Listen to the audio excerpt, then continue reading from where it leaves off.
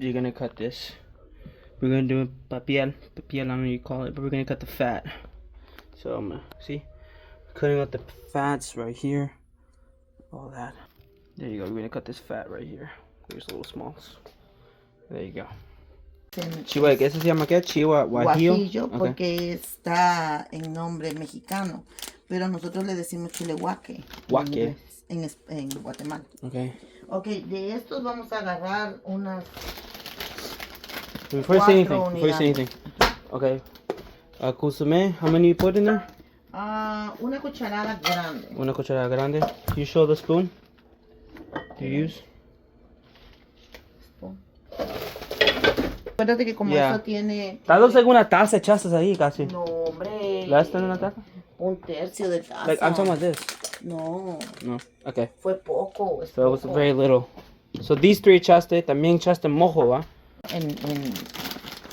Y este le vamos a echar uno. Y esto no pica. Pica. Y Todo este chile pica. Pero ese pica más. Pica más. Y es distinto, mira. Poco a poco rojo, vas a ir a aprender, mira. Y este no negra. es solamente rojo, mira la textura. Y no, mira cómo es. Y este es como pasa, se le llama. Pero es chile ancho, ¿ok? Ya vamos a agarrar 4, ¿ok? Ay, ojalá que tenga chile pasa yo aquí. Ok, este es chile pasa, mira. Chile pasilla, mira. Y de este vamos a agarrar 4 también. Viste que este se parece a este, pero no es lo mismo, no son iguales. Wow. So I'm gonna grab. Estos son pumpkin seeds. Eso se llama pepitoria. Pepitolio. Pepitoria. Pepitolia. Pepitoria. Pepitoria. El sésamo. Sesame seeds. Okay.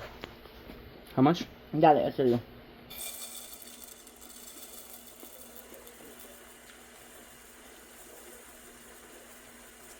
Ahí está. Ok. Con fuego muy... But you're not going to put aceite in this? No. You don't need to? No, es dorado. Dorado. Mira. What does that mean? Que va a quedar brown. Still don't know what that means, but I'm taking it for You know whatever. what is brown? Va a quedar dark. I know brown, but... Esto mira el color y vas a ver que lo va a cambiar. Oh, I know, no tiene que ser quemado, tiene que ser dorado. Brown. Now the blender, I remember you did this with the bread too. That's crazy. You do that too. I mean, you need bread. Can I cut it? Oh no, you're blending in that. Cáscara en plátano. Just one.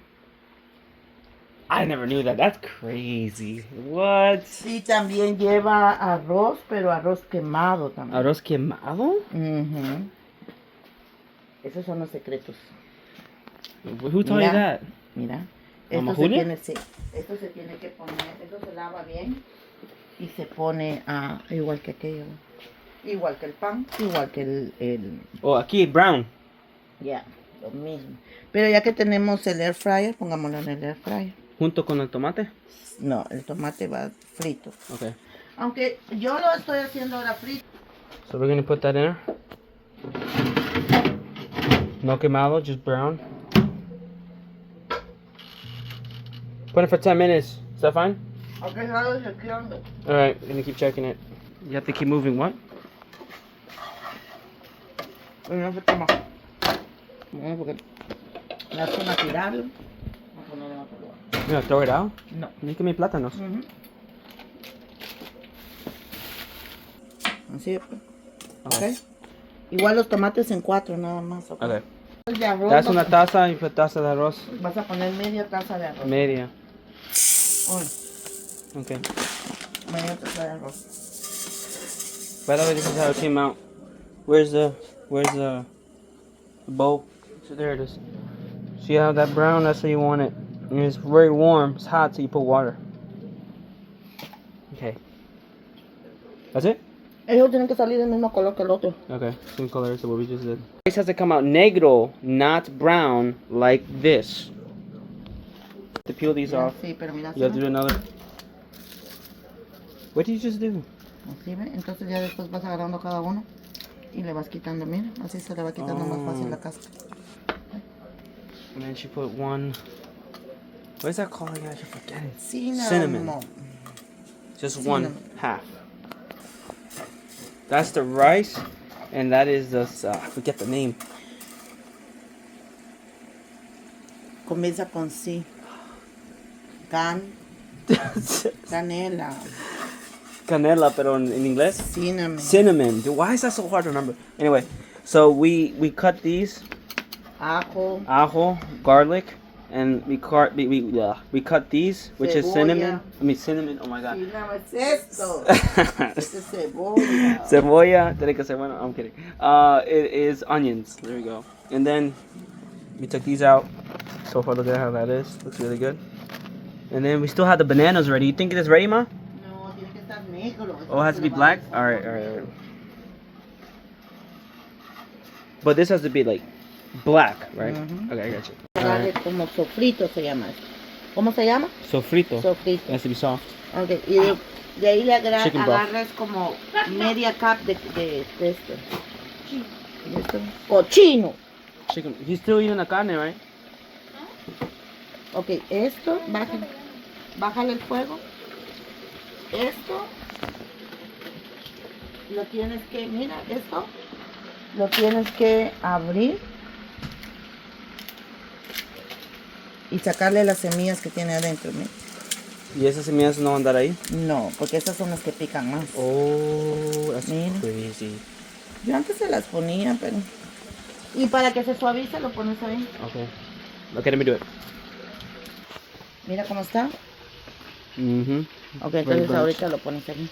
Very burnt. Look at that, guys. Becoming mine now, man. Ahora le vamos a poner más de esto porque ya sabe. Y le vamos a subir el fuego. This is gonna go blended, right? Sí, y va a agarrar color negro. Oh, ¿y sabes qué falta aquí? Falta el cilantro. Cilantro. Allá creo que está. Yeah. It's done. Now we can turn it off. Wow, pruébalo.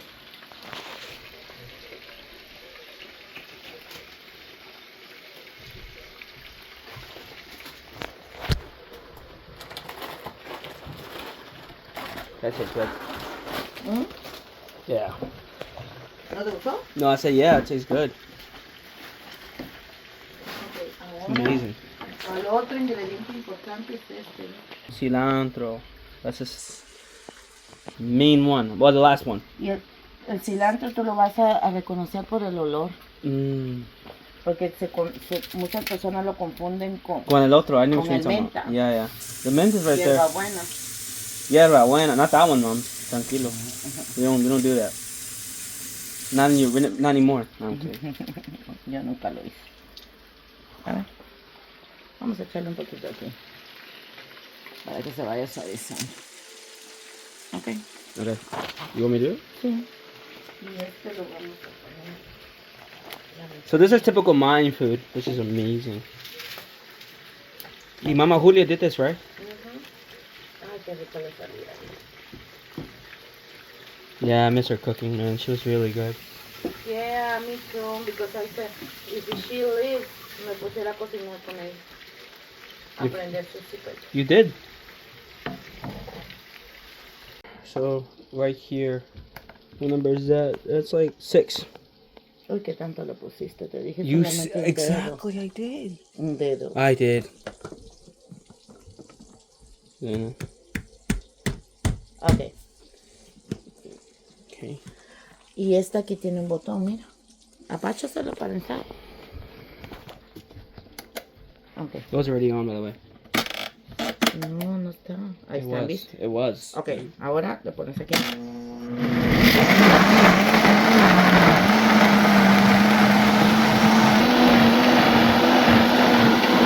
at that, guys.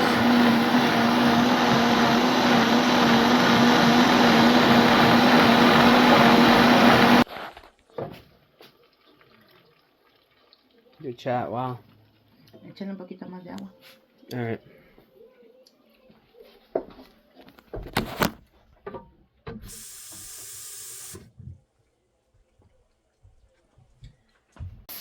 ¿Qué por más consumir? Échale el agua.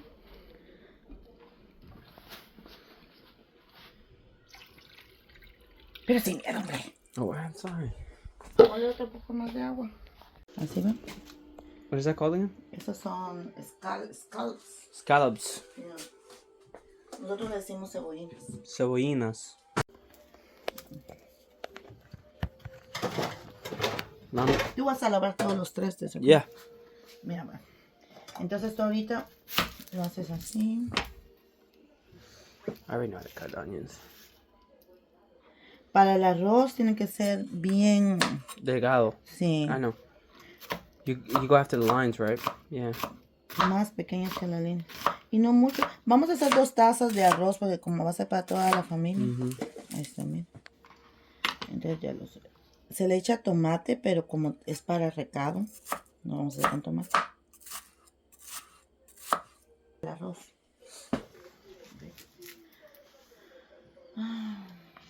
Deja que se seque. Oh, evaporate that water.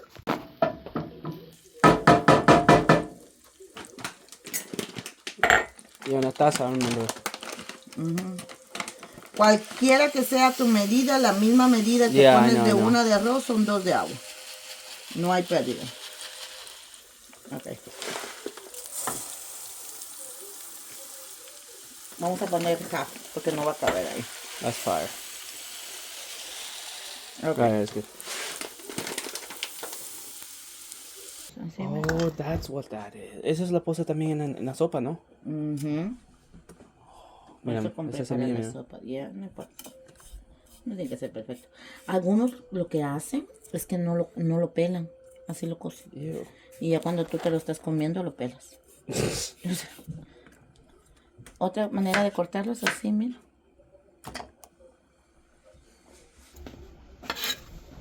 Era lo que habíamos cocinado. So you cutting that in half, right? Sí. Para el pepián tiene que ser grande. ¿Ok? Okay. Para la sopa también. Actually, para todos lo que es recados. Tia doesn't use this for sopa. No, tía no. Como es para vender, me imagino. Sí, ella sabe rápido, sí. That makes sense, you know. Para ella es like curry. She has to make it taste good. Yeah, como que no spend too much Yeah. porque es... Pero ya para uno para la casa. Hey guys, sorry for like the vertical video. I wasn't gonna do a video today because yesterday I was supposed to do one. I was supposed to cook, but I'm not gonna hold you guys. The food that I ordered didn't come until like literally night. So at that point I was like, I can't do anything. And then today, I wasn't gonna do anything, but my mom came down and she helped me cook, so that's why you see the little videos. And I wasn't really gonna do a video, but I decided to compile them together. Also because 2 things. One, for memory, I want to keep that locked in, you know, show a little bit of my mom.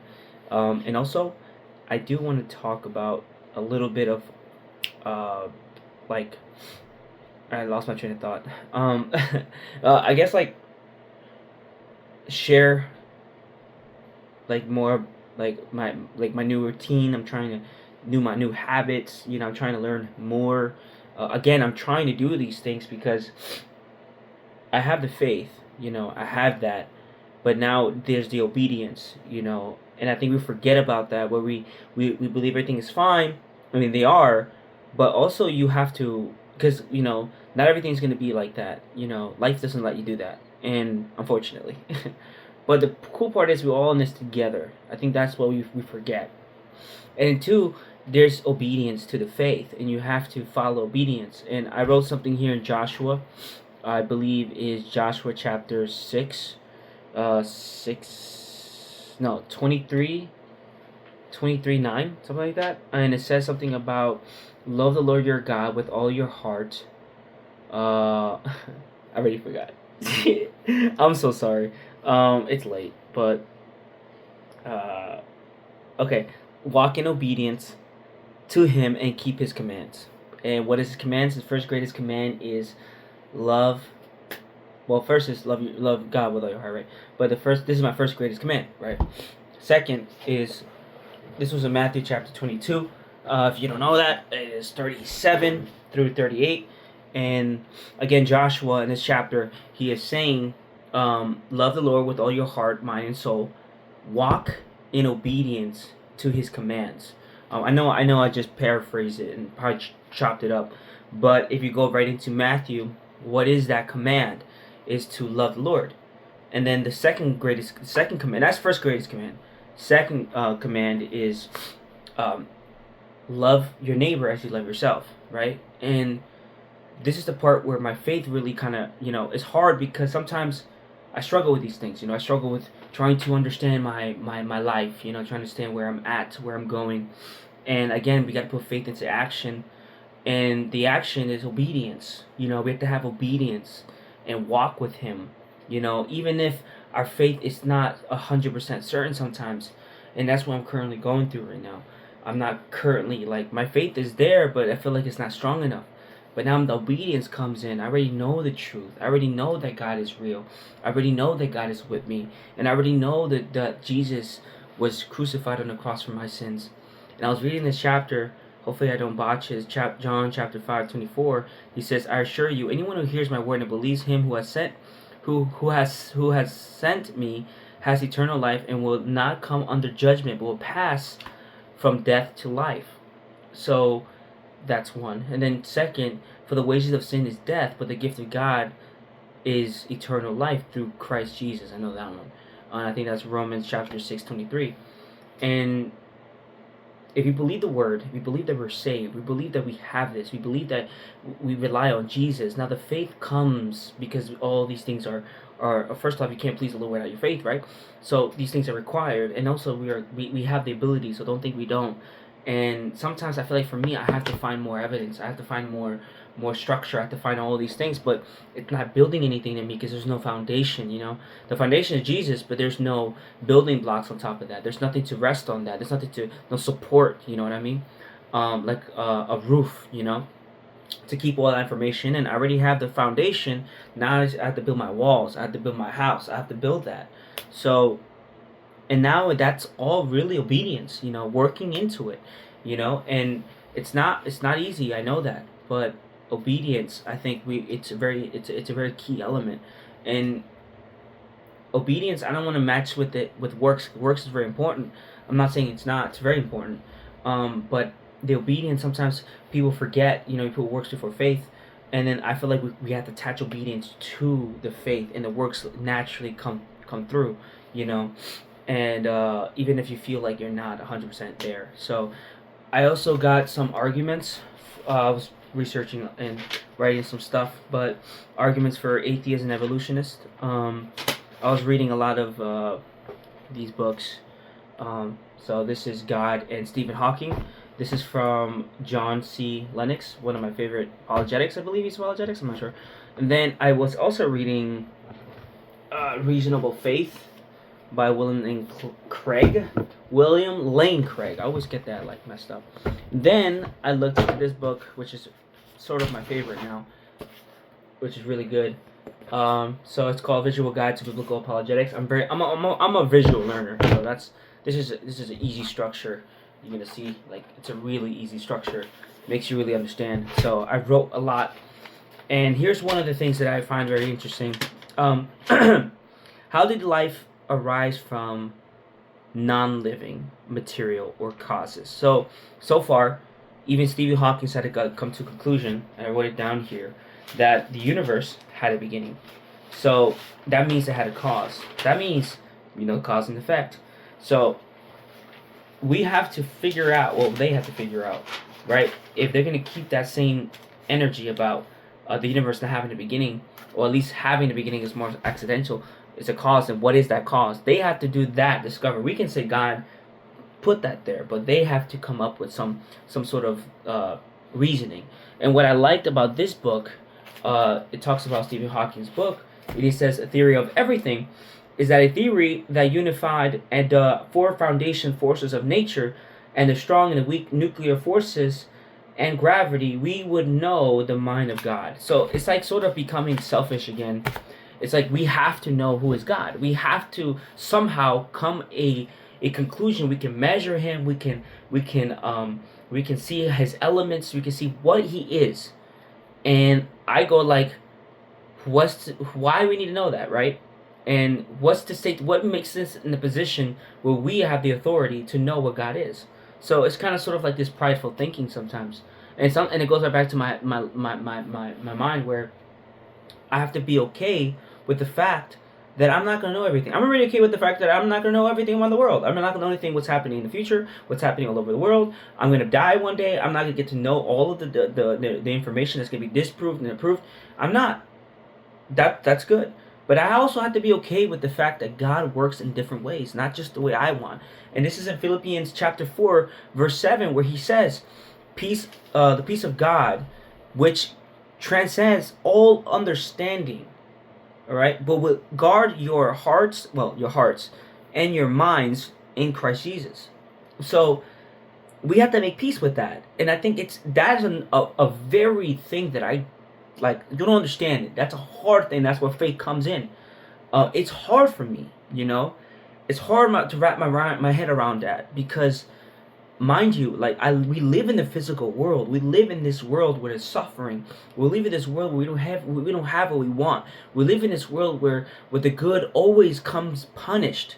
Where we live in a world where people get away with evil things, and it's hard. And then on top of all of that, our nature goes against God all the time. I deal with that almost every day on a daily basis, right?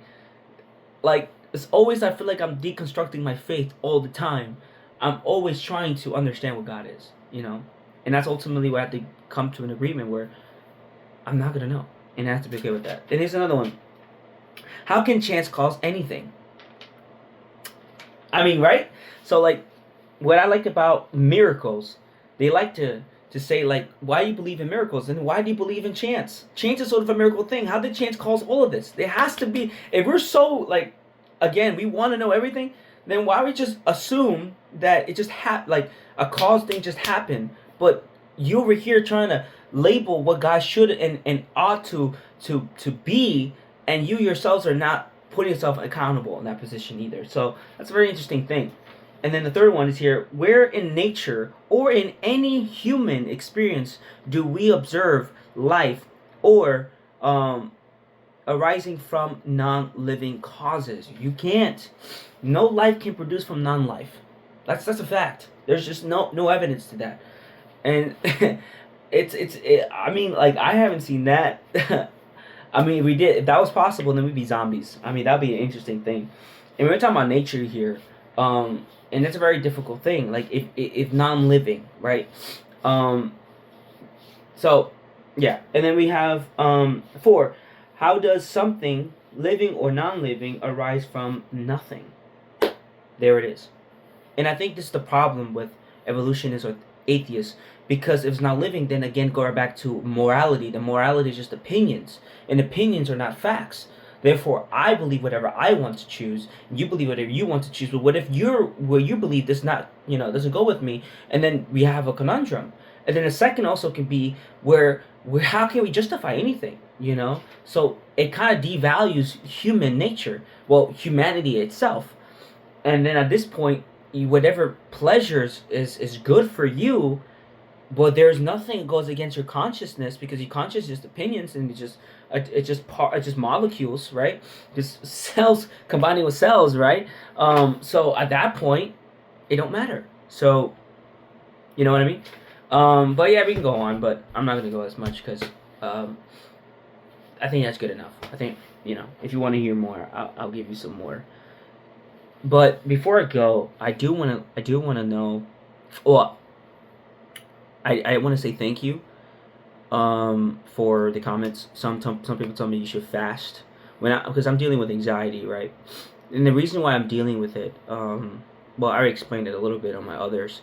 One video in particular is my testimony. It's sort of because I didn't give it a lot, but the reason that I struggle with those things, and I try fasting. I'm not saying fasting doesn't work. Fasting is amazing, and I've seen God's hands in those things.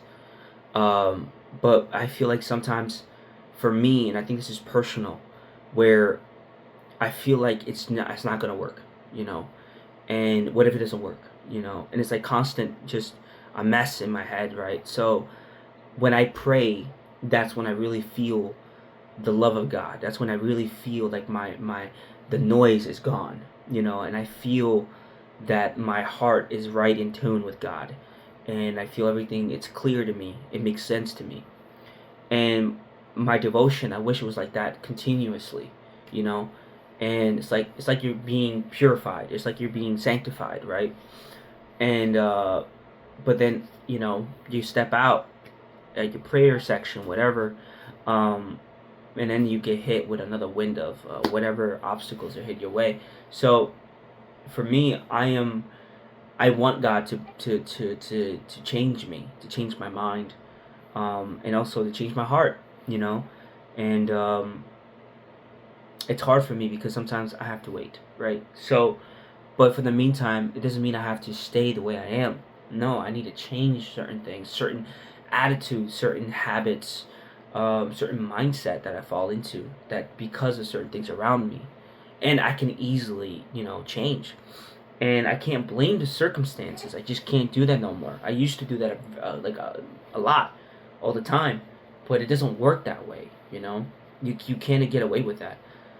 That's an excuse. So that's what I'm doing right now. I'm learning how to cook because I want to navigate my feelings, not the way I used to, which was frustrated, stress, pacing around. Like that's how I used to do it. But now I want to learn a new habit, where a new passion, because I feel like I don't have passion anymore, right? I used to, you know, when it came to my creativity, but I can't get back in. It's like I can't tap into that part of my brain. Like there's a wall that I just can't reach it, you know. Like it just feels like my arm is just not. It's too short. I can't grasp it, you know. And I don't know why. You know, I don't know what else I could do to get there. You know, I want to be creative again. I want to get back into the clothing sections and get back to my adventures with like 3D and 2D, and I was a writer. I was really good at writing. I had so many stories I can go on and on about, and I was my passion. You know, I love doing research about history and write stories about things that never happened, but just something that I was it was enjoyment for me. And then on top of those things, I wanted to, you know, do more. And mind you, I come from an artist background. I love painting. I used to love painting, and I used to love drawing, but mostly painting. Painting is always my thing. I love acrylic. Acrylic is like my favorite painting media. I don't think nothing can come to that point. Like oils is alright, but like acrylic, it just hits the spot. I don't know why. But yeah, I lost all of that. And it's like now I'm trying to figure what that person used to look like. And I can't do it. At least not the way I used to. This time I have to find another solution to get there. And I think, you know, picking up new habits. Right now I was just cutting the meat. You saw that in the little clips. I felt really good. You know, I was able to spend time with my mom. And it was something I always wanted to do. But I never had the patience to sit there and do that stuff. And also it was very I guess like I was nervous but also afraid of it, you know, afraid of something new, you know. And but my cat was coming in, he's not. And then another thing, I want to learn Spanish, you know, and I want to not only just to preach the gospel, but because it comes from my family, and I want to communicate better. I want to articulate my emotions, my feelings better, and I want to understand them too. You know, I really want to know what they're saying, and I want them to understand me. So that's what I want to do, and hopefully, if I stay consistent, I will get there. I'm gonna buy a scrapbook, and I'm gonna do all of the cooking lessons. See, I'm already like, I'm cooked. All right, but what I'm trying to say, I'm writing down all the recipes, and I'm just going to like cut out images and stuff like that, like, and just keep memories, you know. And yeah, but tomorrow is gonna be very bad. Tomorrow's gonna be like snowing like crazy, and I'm going out. I have a contract. I have to shovel, so I am not looking forward to it. But that's how life is, so I really can't do much about that. But anyway, that's what I'm gonna end it off with, and I just want to say thank you for tuning in. And yeah, so we'll see what happens with my journey. We'll see what God has in store for me, and what else we will go. So only God knows at this point. And stay prayers. I'm telling you, prayers are very important. I cannot stress that enough. For me, I go to an empty room lights off, I'm like tapped in. Like it just that's my way to get in. You know, I don't know for you guys, but for me, I have to be alone with my God. So that's how I do it. But anyway, guys, peace.